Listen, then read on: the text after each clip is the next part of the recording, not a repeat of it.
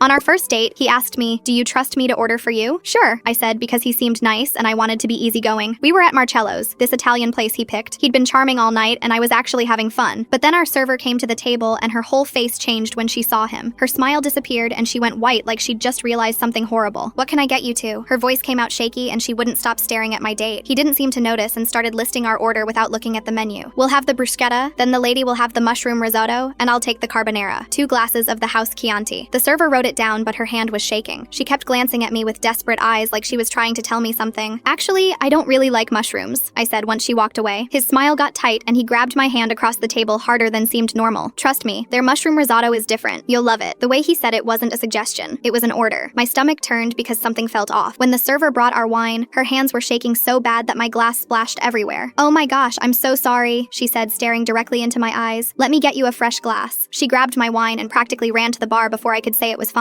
My date's jaw got tight. Service here is usually way better, but that made me wonder how he'd know unless he came here all the time. He knew exactly what to order without the menu. He told me which bathroom to use because one had a broken lock. He even knew the owner's name was Giuseppe, like they were friends. "Do you come here a lot?" I asked. Something shifted in his eyes before he smiled. "Few times. It's a good spot for dates." The way he said dates made my chest feel heavy. How many women had sat here listening to him say that? Our appetizer came and he checked his watch 3 times in 5 minutes like he was waiting for something. The server kept coming back even though we didn't need anything. She'd refill full water glasses and ask if my drink tasted right even though I hadn't touched it. Then the bartender came out carrying our entrees himself, which made no sense. He set down my date's pasta and reached for my risotto but knocked into my wine glass. "So sorry, let me get you a fresh one." He grabbed it before I could protest. I watched him pour it down the sink and fill a new glass from a different bottle under the counter. When he brought it back, the server was against the wall watching us, and she looked scared. The entire staff seemed panicked, and I couldn't figure out why. "I need to use the bathroom," I said, standing up fast. I pushed open the door and a woman in a black dress was at the sink. When we made eye contact in the mirror, she grabbed my arm hard. "Leave right now. Don't drink anything. Don't eat anything. Don't go back to that table. Just run." Then she rushed out before I could process it. My heart was pounding because everyone was acting like I was in danger, but I didn't understand from what. I stood there frozen when the server came through the door. "Are you okay?" The cheerful voice was gone. I shook my head. "What's happening?" She checked the door and her eyes looked wet. "That guy you're with. He's been coming here for 6 months and every time he brings a different woman. Always orders for them. Always the mushroom risotto and house wine. And every time, about 30 minutes after they eat, the woman gets really sick. Dizzy, confused, can't walk straight. Then he helps them to his car and they leave." I felt weak. "How many women?" Her voice broke. "4 that we've seen. We called the cops after the second one, but they said they can't do anything without proof. None of the women came back. None reported it. So the bartender started watching security footage and caught him. He slips something into their drinks when they look away. That's why we kept swapping your glass. He never got the chance to touch it." Everything clicked. The constant interruptions, the switched drinks, the warning, the scared looks. The entire staff had spent the night protecting me from becoming victim number 5. My date was sitting out there right now waiting for me to come back and drink from a glass he thought he'd already poisoned.